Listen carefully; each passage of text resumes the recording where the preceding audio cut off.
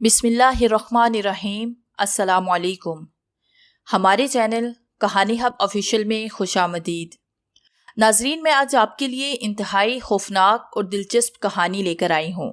लेकिन कहानी शुरू करने से पहले आपसे गुजारिश है कि अगर आपने हमारा चैनल सब्सक्राइब नहीं किया तो आप हमारे इस चैनल को सब्सक्राइब कर लीजिए और बेल आइकन को भी प्रेस कर लें ताकि हर नई आने वाली वीडियो बआसानी आप तक पहुँच सके। दिसंबर की सर्द शाम थी और मैं अपने हॉस्पिटल में बैठा मरीजों का चेकअप कर रहा था। उस दिन सर्दी की शिद्दत में काफी इजाफा हो रहा था। उसी वजह से मरीजों की तादाद मामूल से कुछ कम थी। मेरा नाम डॉक्टर अल्ताफ है। उन दिनों मेरी उम्र 33 साल थी और शहर का एक मशहूर मारूफ आर्थोपेडिक डॉक्टर होने की वजह से दूर दराज इलाकों से मरीज मेरे पास आते थे। अल्लाह की खास करम नवाजी से मेरी प्रैक्टिस बड़ी अच्छी चल रही थी। सर्दी की शिद्दत और मरीजों की कमी के बायस उस शाम मैंने आराम करने का सोचा और अपने असिस्टेंट से कहा, अरशद, मैं ऊपर अपने कमरे में जाकर आराम करना चाहता हूँ, तुम संभाल लेना। अगर खुदा न खास्ता कोई इमरजेंसी हो तो मुझे बुला लेना। अभी हम बातें ही कर रहे थे कि एक मरीज की आमद हुई जो बैसाखियों के सहारे बड़ी मुश्किल और तकलीफ से चलकर आ रहा था। उसके साथ चंद दीगर अफराद भी थे जो उसे सहारा दे रहे थे। लिबास और शक्लो सूरत से वो किसी मोअज़्ज़ज़ और अमीर खानदान के लगते थे। मैंने मरीज को हमदर्दी से मेज पर लिटाकर उसका मुआयना शुरू किया। दरअसल उसकी टांगों में मसला था। मैंने कपड़ा उठाकर उसकी टांगे देखी तो हैरान रह गया। दोनों टांगे मुकम्मल तौर पर जल चुकी थी और उनमें जख्म थे जिनसे पीप बह रही थी। बेचारा मरीज दर्द से तड़प रहा था। पूछने पर मालूम हुआ कि एक पानी के तालाब में से किसी मोज़ी जानवर ने उसे काटा था। उस वक्त ऐसा मर्ज मैंने पहली बार देखा था। अपनी पेशा सलाहियत और उसकी पुरानी मेडिकल हिस्ट्री से मैं इस नतीजे पर पहुंचा कि इस बीमारी का वाहिद हल दोनों टांगे काट देना ही है। बसूरते दीगर इन्फेक्शन का जिस्म के बलाई एज़ा तक पहुंचना यकीनी है, जिसका अंजाम जल्द मौत है। मैंने उन लोगों को खुलकर सूरत हाल से आगाह कर दिया। मरीज, जिसका नाम हालिद था, बोला, डॉक्टर साहिब, मेरा ताल्लुक बहुत अमीर फैमिली से है। मैंने अपने इलाज के लिए हर मुमकिन कोशिश की है, पैसा पानी की तरह बहाया और फिर आपकी शोहरत सुनकर मैं बड़ी उम्मीद से यहाँ आया हूँ। मैं आपको आपकी सोच से भी ज्यादा फीस दूंगा। खुदा के लिए मेरा इलाज करें। मैं किसी भी सूरत अपनी टांगों से महरूम नहीं होना चाहता। अगर एक टांग का मसला होता तो बात और थी। और फूट फूट कर रोने लगा। मैं जानता था कि उसका इलाज मुमकिन नहीं है, इसीलिए मैं उनका पैसा जाया करवाना नहीं चाहता था। मगर वो लोग किसी भी सूरत नहीं माने और कुछ VIPs की सिफारिशें करवाई, जिनकी वजह से बहालते मजबूरी मुझे खालिद को एक महसूस कमरे में दाखिल करना पड़ा। मैंने उसका इलाज शुरू कर दिया ताकि कम अज कम उसकी तकलीफ की शिद्दत कम रहे। उसका ऑपरेशन भी मुमकिन नहीं था। वो हर वक्त दर्द से तड़पता रहता था। आला और जदीद मेडिसिन भी फेल हो रही थी। दीगर मरीज भी हालत की चीहो पुकार से परेशान थे, मगर मैं मजबूर था। उन दिनों मेरे दिल में बारहा ख्याल आता कि आखिर ऐसा कौन सा मोज़ी और खतरनाक जानवर है जिसने हालत की ये हालत कर दी है। अगर जहर फैलने का मामला होता तो टांगों के अलावा दीगर जिस्मानी एज़ा मुतासर क्यों नहीं हुए। बहरहाल मैंने उसके इलाज के लिए दीगर मारूफ और सीनियर तरीन डॉक्टर से भी मुशावरत की, मगर कोई भी हल नहीं निकल सका। रोज बरोज उसकी तबीयत खराब हो रही थी। इन्फेक्शन बढ़ रहा था, मगर हालत मेरी बात मानने से मुसलसल इनकार कर रहा था। उस एक मरीज की वजह से मेरी जिंदगी अजीरन हो गई। फिर मैंने उसे प्यार और हमदर्दी से कायल करने की कोशिश की। मैंने उसे समझाया कि भाई, आपकी बीमारी की किसी को समझ नहीं आ रही। तमाम सीनियर डॉक्टर्स हैरान हैं क्योंकि ऐसा केस पहले कभी रिपोर्ट नहीं हुआ। एक्सीडेंट और गोली लगना तो मामूली की बात है, मगर तुम्हारा केस मुनफरिद है। लिहाजा अगर मजीद जीना चाहते हो तो मेरी बात मान लो। अगर खुदा न खास्ता तुम मर गए तो ये मौत तुम्हारी खुदकुशी के मुतरादिफ होगी। मेरी बातें सुनकर वो गहरी सोच में पड़ गया। फिर कदरे तौक़ुफ़ के बाद बोला, डॉक्टर साहिब, दुनिया के रंग निराले हैं। लोग बहुत बातें बनाते हैं और लोगों की जिंदगियां अजीरन बना देते हैं, मगर अब मुझे लगता है कि मेरी मौत करीब है। और अब मैं आपको एक ऐसा सच बताता हूँ जिसे सुनकर आप यकीनन हैरान हो जाएंगे। बचपन ही से मुझे जंगलात, महलात, पुरानी इमारत और किले वगैरह देखने का बहुत शौक था। मेरा ताल्लुक जागीरदार घराने से है, मगर मैं अपने शौक की तकमील के लिए महकमा आसारे कदीमा में भर्ती हो गया। جس کی وجہ سے مجھے مختلف مقامات دیکھنے اور مختلف پروجیکٹس پر کام کرنے کے مواقع ملنے لگے۔ ایک بار 7 افراد پر مشتمل ہماری ٹیم کو ایک اسپیشل اسائنمنٹ کے سلسلے میں دور دراز علاقے میں جانا پڑا اور ہم ایک لمبے اور خطرناک سفر کے بعد ایک ویران سے علاقے میں پہنچ گئے۔ یہی ہماری مطلوبہ جگہ تھی۔ حکومت کی جانب سے ہمیں حکم نامہ ملا کہ اس جگہ ضروری کوئی اہم چیز دفن ہے، لہٰذا اس پر فوری کام شروع کیا جائے۔ گرمی کا موسم تھا۔ انتہائی تھکا دینے والے سفر کی وجہ سے میری طبیعت تھوڑی سی خراب ہو گئی۔ ہمیں کوئی مناسب جگہ نہیں مل رہی تھی۔ آبادی سے بہت دور ہونے کی وجہ سے وہاں درخت بہت کم تھے، اس لیے وہاں موجود قدرے بڑے اور بہت پرانے قبرستان کو ہی ہم نے غنیمت سمجھا، کیونکہ وہاں پرانے اور سایہ دار درخت موجود تھے۔ ہم نے اپنا سارا سامان ایک بڑے اور سایہ دار درخت کے نیچے رکھا جو قبرستان کے عین وسط میں موجود تھا۔ ہمارے آفیسر نے جلد کام کا سوچا اور سب کو تھوڑا آرام کرنے کے بعد تیار ہونے کو کہا۔ میری طبیعت بھی خراب تھی، پورا جسم درد محسوس کر رہا تھا، جیسے ہلکا ہلکا بخار ہو۔ اس لیے میں نے ان سے کہا، آپ چلیے، میں تھوڑا مزید آرام کر کے آپ کے پیچھے آ رہا ہوں۔ وہ چلے گئے۔ پھر میں نے ایک کپڑا درخت کے نیچے بچھایا اور اس پر لیٹ گیا۔ البتہ ایک لوہے کی مضبوط سلاخ بطور ہتھیار اپنے پاس رکھ لی تاکہ خدا نہ خواستہ کوئی جنگلی جانور وغیرہ حملہ کر دے تو اس سے بچاؤ کیا جا سکے۔ ٹھنڈی ہوا کی وجہ سے جلد ہی میں نیند کی آغوش میں چلا گیا۔ تھوڑی ہی دیر گزرنے کے بعد اچانک کسی کی مجھے بچاؤ میں مر گیا آوازیں آنے لگی، جیسے کوئی انتہائی تکلیف میں مدد کے لیے پکار رہا ہو۔ پھر جلدی آوازیں بند ہو گئی۔ میں نے ارد گرد اچھی طرح دیکھا مگر وہاں دور دور تک کوئی نہیں تھا، اس لیے میں نے اس بات کو اپنا وہم سمجھ کر ذہن سے جھٹک دیا اور دوبارہ سونے کی کوشش کرنے لگا۔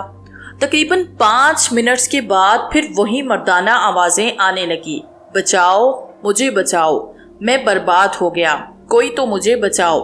اس پر آوازوں کی شدت میں اضافہ ہو چکا تھا اور پکارنے والے کی آوازوں میں بہت قرب، تکلیف اور بے بسی کا واضح انصار تھا۔ اس پر میں نے اس کی مدد کرنے کا ارادہ کیا اور آوازوں کی جانب بڑھنے لگا جو قبرستان کے شمالی حصے کی طرف سے آ رہی تھی۔ قبرستان میں گھاس اور دیگر جھاڑیاں وغیرہ کافی بڑی ہوئی تھی۔ میں نے گھڑی پر ٹائم دیکھا تو دوپہر کے 11:15 بج رہے تھے۔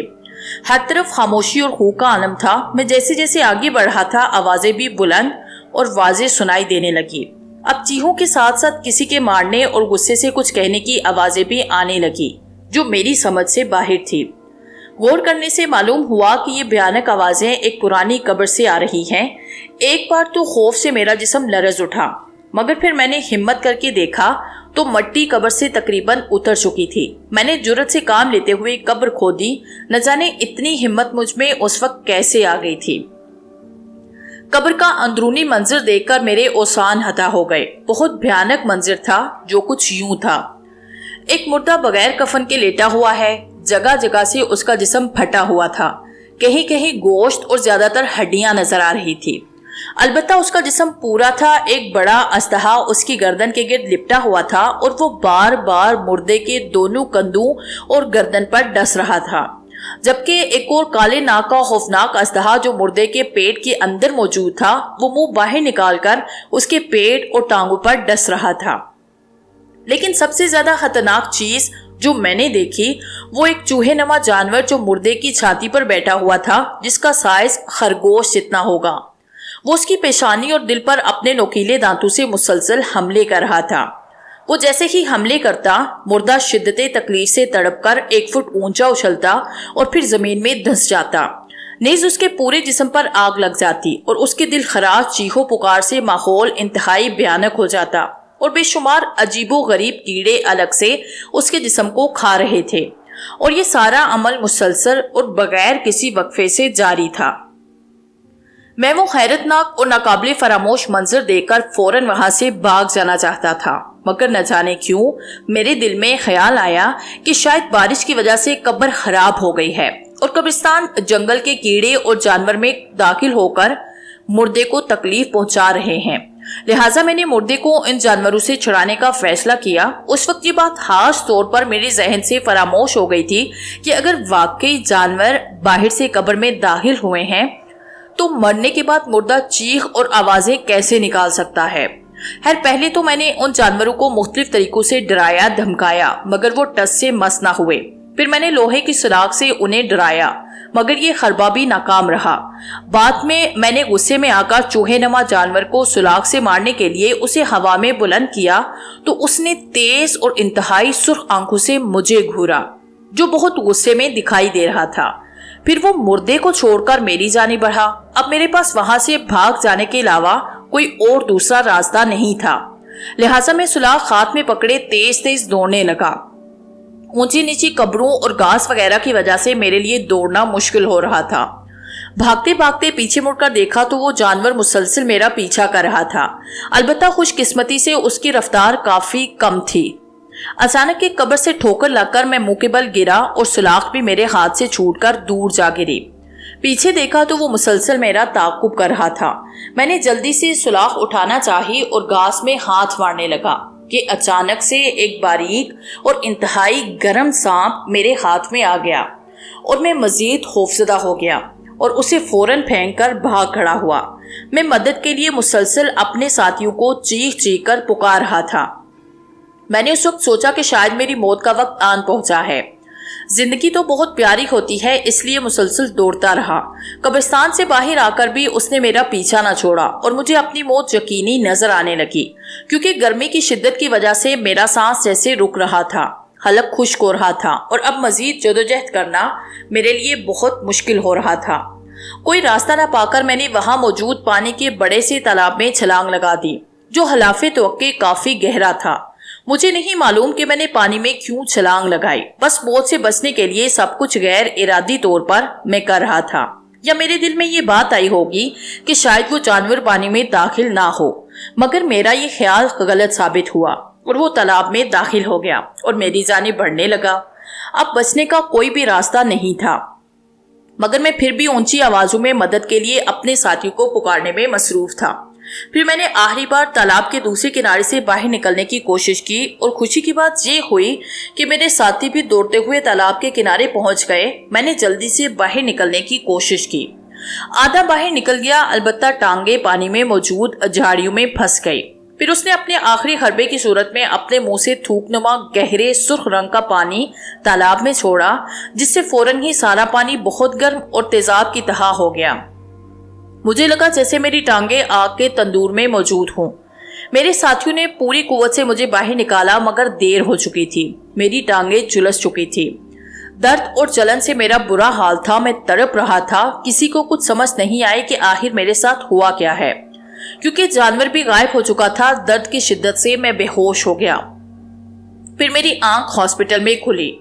میں نے یہ واقعہ کسی کو نہ سنایا کیونکہ مجھے خدشہ تھا کہ کہیں لوگ مجھے اس واقعے سے منسوب کر کے انتہائی گنہگار ثابت کر کے میری زندگی اجیرن نہ بنا دیں۔ اسی لیے میں نے اصل واقعہ کسی کو نہ بتایا۔ مزید اس نے مجھ سے بہت ادب اور اعتماد سے درخواست کی، یہ بات کسی اور سے شیئر نہ کیجیے گا۔ اگر دنیا کو عبرت کے لیے بتانا ضروری ہوا تو میرا نام نہیں بتائیں، اور میں نے ہاں میں سر ہلا دیا۔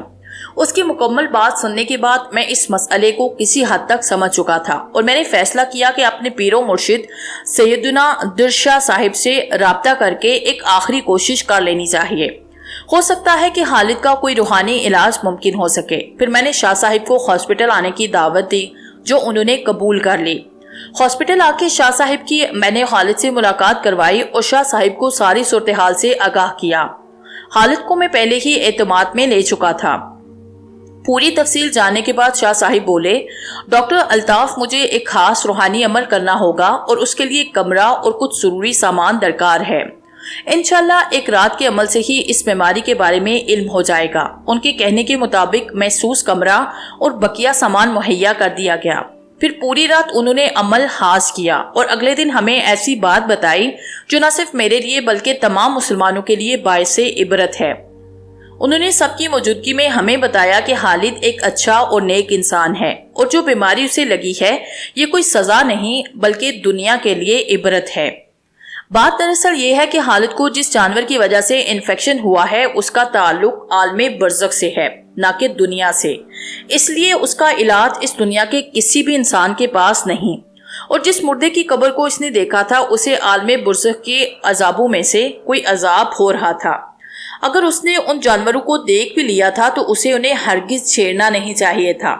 اس نے تو ان کے کام میں مداخلت کی، اسے تو فوراً وہاں سے دور ہو جانا چاہیے تھا۔ ہمارے بزرگ کہا کرتے تھے کہ ویرانوں اور قبرستانوں میں اکیلے سفر نہیں کرنا چاہیے۔ اور پھر خالد کو اپنی طرف متوجہ کر کے پیار اور ہمدردی سے کہا، بیٹا خالد، میں اللہ تعالیٰ کے فضل و کرم اور اس کے عطا کردہ علم سے اس دنیا کے امراض کا روحانی علاج کر سکتا ہوں، مگر عالم برزخ سے لگی کسی بیماری کا میرے پاس تو کیا کسی کے بھی پاس کوئی علاج نہیں، لہٰذا تمہیں ٹانگیں کٹوانا پڑے گی۔ اگر تم اسی حالت میں مر گئے تو یہ موت خودکشی کہلائے گی، اور خدا نہ خواستہ تمہیں بھی عالم برزخ میں عذاب ہو سکتا ہے۔ شاہ صاحب کی باتیں سن کر خالد کا جسم خوف سے کانپ اٹھا۔ اس نے ان دونوں ہاتھ اپنے کانوں کو لگا کر اللہ سے سچی توبہ کی اور ہاں میں سر ہلا دیا۔ اب وہ بہت مطمئن نظر آ رہا تھا۔ پھر اسی دن اس کی ٹانگیں کاٹ دی گئی اور حیران کن طور پر وہ دیگر مریضوں کی نسبت بہت جلد ٹھیک ہو گیا۔ بعد میں میری کوشش سے اسے مصنوعی ٹانگیں لگا دی گئی، جس سے وہ جلد ہی نارمل زندگی گزارنے کے قابل ہو گیا۔ اس کے بعد اسے کبھی کوئی تکلیف نہ ہوئی۔ اس واقعے کے بعد میرے دل میں پہلے سے زیادہ خوف خدا پیدا ہو گیا۔ میں سوچنے لگا کہ ہر مسلمان نے روز قیامت تک قبر میں رہنا ہے، پھر ہم کیوں عالم برزخ سے غافل ہیں؟ الحمدللہ میں تو عذاب قبر سے بچنے کے لیے دین اسلام کے اصولوں کے عین مطابق زندگی گزار رہا ہوں، اور امید کرتا ہوں کہ تمام مسلمان بھی اللہ کی رسی کو مضبوطی سے تھام کر زندگی گزاریں اور عذاب قبر سے محفوظ رہیں۔